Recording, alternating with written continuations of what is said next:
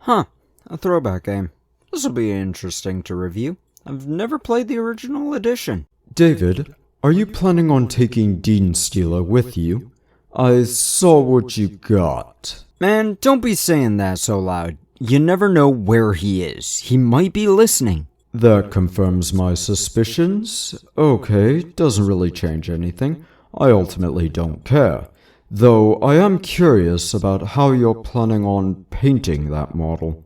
Yeah, I don't know. I royally fucked up when assembling it. I should have painted the model before putting it on the base. I don't use flyers enough to have this knowledge, really. And with that type of glue you use, you can't easily peel the thing off to fix the issue, right? Yeah, I'll have to get some tape and pray, but the base is going to look janky no matter what. I think I just need to put up and deal with it, though I can think of a couple of options that might work. Well. How'd your fight with Margaret go? She's incredibly annoying, but unfortunately for me, she actually helped me fix a lot of issues I was having. Unfortunately, those issues did not speed up my expected time at all, but maybe we'll get lucky? Well, that's a good bit of information. Here's praying for you and me. So, with that out of the way, how are you feeling about how things are going? I'm relearning what stress is like. I've not felt this way since Cadia happened.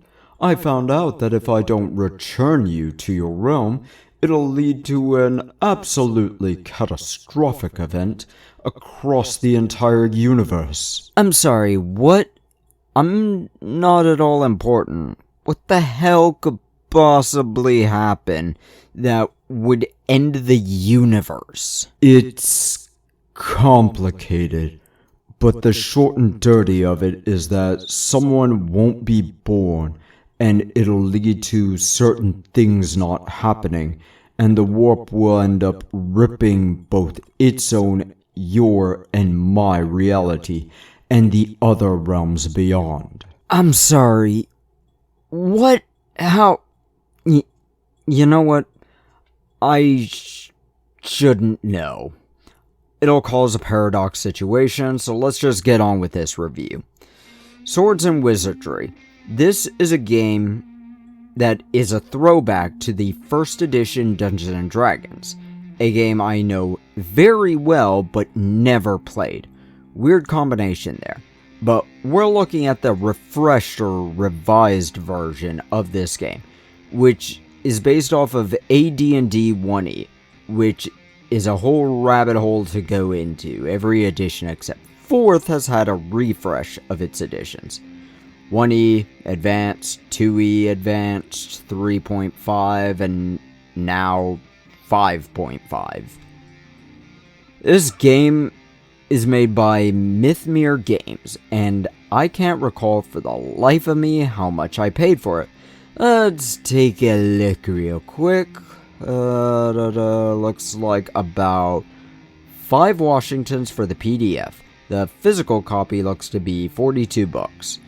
There looks to be an equivalent to the Monster Manual and a, quote, Book of Options, unquote, which I assume is an advanced player's guide, for $12 for the PDFs, or the same price as the core for the physical copies. But character creation is, I don't hate it, but I can't love it either.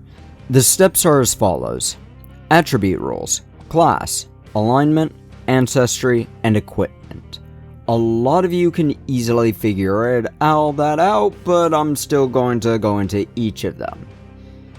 This book says you'll roll 3d6 and place them as you want, or as you roll them, depending on if you're one of those weird sons of bitches that want random everythings. Now, the scores do not mean the same thing as modern D&D, because it was a very different time back when the edition this is based off of was made.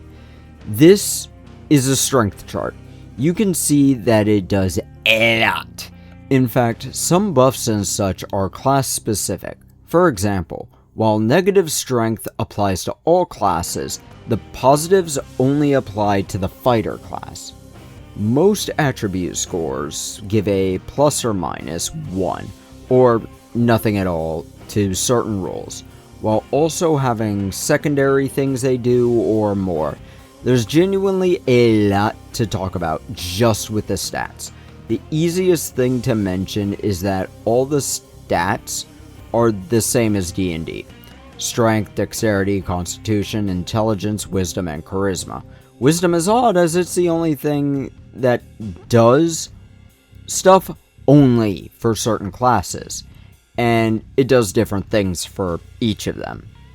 Speaking of classes, let's talk about these. Quick and dirty for the list, but before going into that, I need to mention that all classes have restrictions to race or ancestry, while also telling you their primary attributes. Multiple in some cases, which gives an experience boost, which I've complained about different experience gains for 3.5 and various other editions. So, classes and what races can play them. Assassins can only be humans. Clerics are half-elves or humans. Druids can only be humans. Anyone can be a fighter. Magic users can be elves, half-elves, or humans. Only humans can be monks. Same with the paladins, only humans. Oh, rangers too, only humans, but anyone can be thieves. I want to point out that the different races get different bonuses to certain classes, and all of these have different experience requirements to level up. Alignment is much simpler of a system in this than in modern D&D. There's only 3 of them: law, neutral, or chaos. No good or evil. The part about this is 4 paragraphs, but you know the idea if you're not an idiot. Ancestries, though, this is where things get really piss me off. Let's go over these in alphabetical order. Dwarves, elves, half-elves, halflings, and humans. Each of these give different bonuses, sometimes to certain classes, sometimes to certain checks. But note that the human can play everything, followed by half-elves, then elves, and dwarves and halflings can only play thieves or fighters. I don't like class restrictions. I absolutely hate them. I didn't like, was it Dragonlance or Greyhawk? I think it was Greyhawk. But saying that certain races, you can't play certain classes in a TTRPG limits the stories you want to build or characters you want to make. There's a way to go about this, though. If each race had its own classes, like how the Warhammer MMO Age of Reckoning worked, each race and sub-race had multiple options for classes, usually built around 3 vibes: strength, dexterity, or mental. But this game just straight up tells you that the humans are the best because they have the most options. Not just abilities and such, but in options too. Gold works like D&D, 10 silver equals 1 gold, 10 copper equals 1 silver, yada yada. But starting gold is always 3d6 times 10, which feels weird, but I guess it kind of works with the vibe. It just seems odd that the thief class, which is, well, a thief, could have, starting out, less money than the cleric, which is supposed to be giving all he has, or the monk, which doesn't need anything. So, score. I give it a 75%. It's fine, but this is genuinely a nostalgia-bait game, more than anything else. It could be a lot better, but this game is made by admittance of the writers with only the intent of getting people who want to play 1E to play this game. It doesn't really fix anything. This version of it does fix a few things, but didn't look at people's complaints about the original game from when it was. And it doesn't make it better either. Hell, D&D did that with 2nd edition or 3.5. The game is genuinely meant to feed the nostalgia. So, shove off.